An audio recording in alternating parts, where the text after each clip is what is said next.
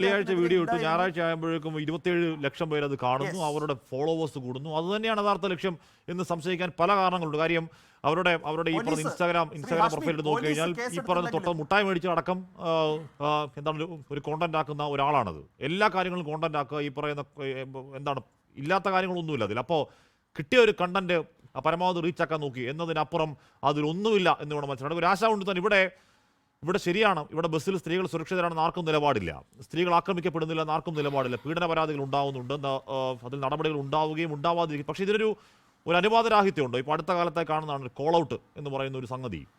എന്ന് പറഞ്ഞാൽ ദീർഘവർഷങ്ങളിൽ പരസ്പരം ഇഴുകി ജീവിച്ചിരുന്നവർ, പരസ്പരം സകലമാന ബന്ധങ്ങളും മോറൽ ഇമ്മോറൽ എന്നൊക്കെ പറയുന്ന സമൂഹം പറയട്ടെ, എല്ലാവിധ ബന്ധങ്ങളും ഇഴുകി ജീവിച്ചവർ ഒരു പ്രത്യേക സമയം കഴിയുമ്പോഴേക്കും വിയോജിപ്പിൽ ഒരാൾ പൊടുതട്ടിപ്പോയി കഴിഞ്ഞാൽ പെട്ടെന്ന് പീഡനം, വേട്ടക്കാരൻ എന്നൊക്കെയുള്ള കോൾ ഔട്ട് എന്ന് പറഞ്ഞാൽ ഇതിനൊരു അനുവാദം വേണ്ടേ അഡ്വക്കേറ്റ് ആശ ഉണ്ട്? അല്ലെങ്കിൽ യഥാർത്ഥ പരാതികൾ തമസ്കരിക്കപ്പെടില്ലേ? സമൂഹം വിശ്വസിക്കാതാവില്ലേ അഡ്വക്കേറ്റ് ആശ?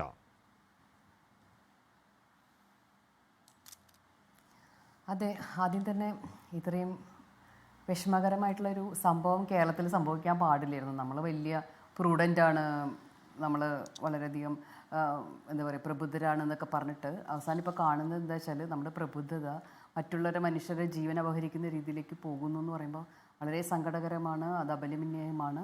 ഒപ്പം തന്നെ കുടുംബത്തിൻ്റെ സങ്കടത്തിലും ഞാൻ ഒപ്പം ചേരുന്നു. പിന്നെ ഒരു വളരെ പ്രധാനപ്പെട്ട കാര്യമാണ്, എനിക്കൊരു സ്വാതന്ത്ര്യമുണ്ട്, ശരിയാണ്. ആ സ്വാതന്ത്ര്യം എൻ്റെ കയ്യിലിരിക്കുന്ന ഫോൺ എടുത്തിട്ടോ മറ്റ് സംഗതികളെടുത്തിട്ടോ ബാക്കി എല്ലാവരെയും ഷൂട്ട് ചെയ്ത് വീഡിയോയിലും ഫിലിമിലൊക്കെ ആക്കി കാണിക്കുക എന്ന് പറയുന്നത് ആരാണ് നിങ്ങൾക്ക് അനുവാദം നൽകുന്നത്? എൻ്റെ മറ്റൊരാളുടെ പ്രൈവസിയിൽ കയറാനായിട്ട്. അതായത് എൻ്റെ സ്വാതന്ത്ര്യം മറ്റൊരാളുടെ പ്രൈവസിയിലേക്കുള്ള ഇൻട്രൂഡിങ് ആയി മാറുന്നത് വലിയ തെറ്റാണ്. കാരണം അത് റൈറ്റ് ടു ഫ്രീഡം എന്ന് പറയുമ്പോൾ ഈ ഫ്രീഡത്തിന് എപ്പോഴും റെസ്പോൺസിബിലിറ്റി ഉണ്ട്, അതിന് ലിമിറ്റേഷൻ ഉണ്ട്. ഇവിടെ നിങ്ങൾ കൈ നീട്ടി പിടിച്ചോളൂ, പക്ഷേ നിങ്ങളുടെ കൈ കൊണ്ടുപോയി മറ്റൊരാളുടെ മൂക്കത്ത് ഇടിക്കുമ്പോൾ ആ കൈ നീട്ടി പിടിക്കൽ നിങ്ങളുടെ സ്വാതന്ത്ര്യമായി മാറുന്നില്ല. അപ്പോൾ ഡ്യൂ പ്രോസസ് ഓഫ് ലോയിൽ മാത്രമേ നിങ്ങൾക്ക് നാട്ടിലെ നിയമപ്രകാരം മാത്രമേ നിങ്ങൾക്ക് പ്രവർത്തിക്കാൻ അനുവാദമുള്ളൂ. ഇവിടെ ബസ്സിൽ യാത്ര ചെയ്യുന്ന ആളുകൾ എല്ലാവരും നിയമപ്രകാരം യാത്ര ചെയ്യുന്നു.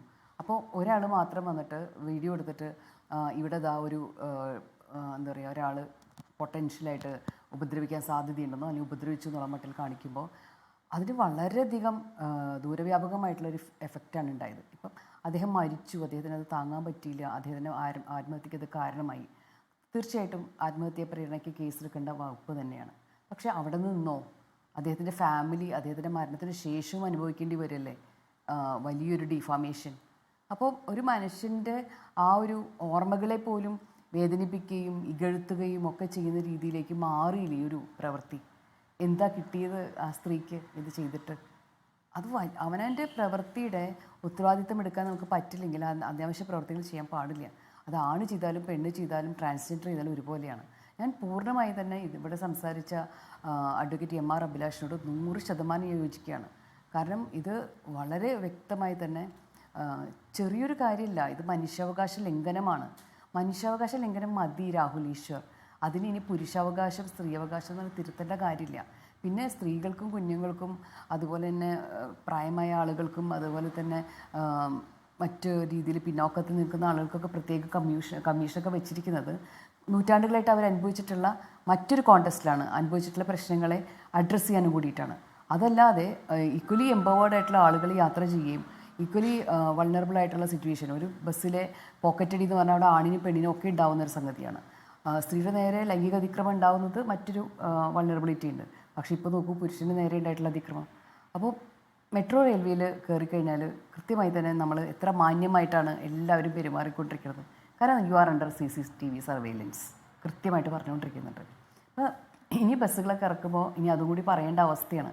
അപ്പോൾ ഓരോ തെറ്റുകൾ നമ്മൾ ചെയ്യുകയും ഓരോ പൊതുയിടങ്ങളെ ഇങ്ങനെ മലിനമാക്കുകയും അത് മുഴുവൻ കുറ്റകൃത്യം ചെയ്യാനുള്ള ഇടങ്ങളാക്കുകയും നിങ്ങളുടെ കയ്യിൽ കിട്ടിയിട്ടുള്ള മിനിമം സംഗതികൾ, അതായത് ഒരു ഫോണോ അല്ലെങ്കിൽ മറ്റ് സംഗതികളൊക്കെ ഉണ്ടെങ്കിൽ ആ ഗാഡ്ജറ്റ്സ് മുഴുവൻ ഉപയോഗിച്ചിട്ട് നമ്മൾ സുഗമമായി ജീവിക്കാതെ മറ്റുള്ള ആൾക്കാരെ ഉപദ്രവിച്ച് ജീവിക്കുകയാണെങ്കിൽ നിങ്ങളുടെ എല്ലാ സംഗതികളും ഉപയോഗിക്കുന്നതിന് നിയന്ത്രണം വരികയാണ്. അപ്പോൾ ഇനി സ്വകാര്യ ബസ്സുകളിൽ അല്ലെങ്കിൽ പബ്ലിക് ബസ്സുകളിൽ പൊതു ട്രാൻസ്പോർട്ടുകളിൽ ഇനി ക്യാമറ വെച്ചോളാൻ പറയും. നമ്മുടെ സ്വകാര്യതയിലേക്കുള്ള അടുത്തൊരു കടന്നുകയറ്റത്തിന് നമ്മൾ തന്നെ വേലിയുറക്കുകയാണ്. അപ്പോൾ ഒരു സ്പേസ് നമുക്ക് സ്വതന്ത്രമായിട്ട് ഉപയോഗിക്കാൻ പറ്റാത്ത രീതിയിൽ നമ്മൾ തന്നെ നമുക്കുള്ള ചങ്ങലകൾ ഉണ്ടാക്കി തരൂ എന്ന് പറയുന്ന അവസ്ഥയിലേക്കാണ് ഗവൺമെൻറ്റിൻ്റെ അടുത്തേക്ക് നമ്മൾ ചെല്ലുന്നത്. ഇത് അങ്ങേറ്റം വിഷമകരമാണ്. ജനാധിപത്യമുണ്ട്, സ്വാതന്ത്ര്യം എന്ന് പറയുമ്പോൾ അത് അരാജകത്വത്തിലേക്ക് പോകുമ്പോൾ അത് ശരിയല്ല. അതിന് റൂൾ ഓഫ് ലോ എന്ന് പറഞ്ഞ സംഗതിയുണ്ട്. ഇല്ലെങ്കിൽ നമുക്ക് റൂൾ ഓഫ് ലോ ഇല്ലാത്തൊരു അവസ്ഥയിൽ നമ്മൾ പോവാണ്. നമ്മൾ റിപ്പബ്ലിക്കൻ രാജ്യമാണ്, നമുക്കൊരു കോൺസ്റ്റിറ്റ്യൂഷൻ ഉണ്ട്, കോൺസ്റ്റിറ്റ്യൂഷൻ മൊറാലിറ്റി ഉണ്ട്. നമ്മൾ മറ്റുള്ളവരുടെ ഡിഗ്നിറ്റിയെ മാനിക്കണം. ഈ സ്ത്രീ ഇവിടെ മറ്റൊരു മനുഷ്യൻ്റെ ഡിഗ്നിറ്റിയെ മാനിച്ചില്ല, അദ്ദേഹത്തിൻ്റെ അന്തസ്സിനെ കെടുത്തുകയാണ് ചെയ്തത്. അദ്ദേഹത്തിന് ജീവിക്കാൻ പോലും തോന്നാത്ത രീതിയിലേക്ക് അദ്ദേഹത്തെ തള്ളിവിട്ടു.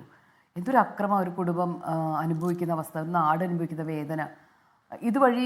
ഇതുവഴി ബസ്സിൽ കയറുന്ന ആളുകൾ, ഇപ്പോൾ എന്നോട് കഴിഞ്ഞ ദിവസം കുറച്ച് നാൾ മുൻപ് ഒരു കുട്ടി വന്ന് പറയാണ്, ഞങ്ങളെല്ലാവരും കൂടി വീട്ടിൽ നിന്ന് കസിൻസൊക്കെ കൂടിയിട്ട് തൃശ്ശൂർ പൂരം കാണാൻ പോയിട്ടുണ്ടായിരുന്നു കഴിഞ്ഞ വർഷം. പക്ഷേ കാണാൻ പോയ സമയത്ത് എൻജോയ് ചെയ്യാൻ പേടിയായി. ആൺകുട്ടിയാണ് പറയണത് കേട്ടോ. ആൺകുട്ടി എന്ന് വെച്ചാൽ 18 വയസ്സല്ല, അതിന് താഴെയല്ല, ഞങ്ങളുടെ തൃശ്ശൂരുകാരുടെ ഭാഷയിൽ കുട്ടി എന്ന് പറയണത് മാത്രം.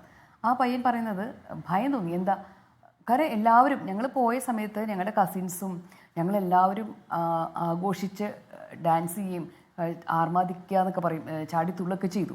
പക്ഷെ കുറേ സ്ത്രീകളും കുറേ പെൺകുട്ടികളും ഉള്ളതുകൊണ്ട് ഞങ്ങൾക്ക് റെസ്ട്രിക്റ്റഡ് ആയിട്ടേ നിൽക്കാൻ പറ്റുള്ളൂ. കാരണം ഞങ്ങൾക്ക് പേടിയായി, ഞങ്ങളുടെ കൈയും കാലൊക്കെ അവരുടെ മേൽ തട്ടുമോ, അത് പ്രശ്നമാവോ എന്നൊക്കെ. അങ്ങനെ കോൺഷ്യസ് ആയി തുടങ്ങി നമ്മുടെ പുതിയ തലമുറ, നമ്മുടെ യുവാക്കൾ. ഞാൻ എൻ്റെ ഒരു സ്വാതന്ത്ര്യം ഉപയോഗിക്കുമ്പോൾ അത് മറ്റുള്ളൊരു വ്യക്തിക്ക് ബുദ്ധിമുട്ടാവോ എന്നുള്ള രീതിയിൽ അവർ ശ്രദ്ധിക്കാൻ തുടങ്ങി. അത് വളരെ പോസിറ്റീവായിട്ടുള്ള കാര്യമാണ്. ആ സമയത്ത് അവരെ ശത്രുവാക്കുന്ന രീതിയിലുള്ള ഇത്തരം പ്രവർത്തികൾ അക്രമമാണ് ചെയ്തുകൊണ്ടിരിക്കുന്നത്. എനിക്ക് തോന്നുന്നത് പക്ഷെ അത് അതൊരു അവിശ്വാസം കൂടിയാണ്. ഇപ്പൊ ഞാൻ പറയുന്നത് ഇപ്പൊ അറിയാതെ എന്താ മുന്നിൽ വരുന്ന സ്ത്രീകളൊക്കെ ഇത്തരത്തിൽ കേസ് കൊടുക്കാൻ നടക്കുന്നവരാണോ, മുന്നിൽ വരുന്ന പുരുഷന്മാരൊക്കെ കയറി പിടിക്കാൻ വരുന്നവരാണോ എന്നൊരു അവിശ്വാസം അങ്ങോട്ടും ഇങ്ങോട്ടും ഉണ്ടായാൽ അതും ഭീകരമാണ്. ലോകത്തെവിടെയായാലും ഏത് സമയത്തും 24 വാർത്തകളും ഓഗ്മെന്റഡ് റിയാലിറ്റി പാക്കേജുകളും എക്സ്പ്ലെയിനറുകളും വിശദമായി കാണാൻ ഞങ്ങളുടെ യൂട്യൂബ് ചാനൽ നിങ്ങൾക്ക് സബ്സ്ക്രൈബ് ചെയ്യാം.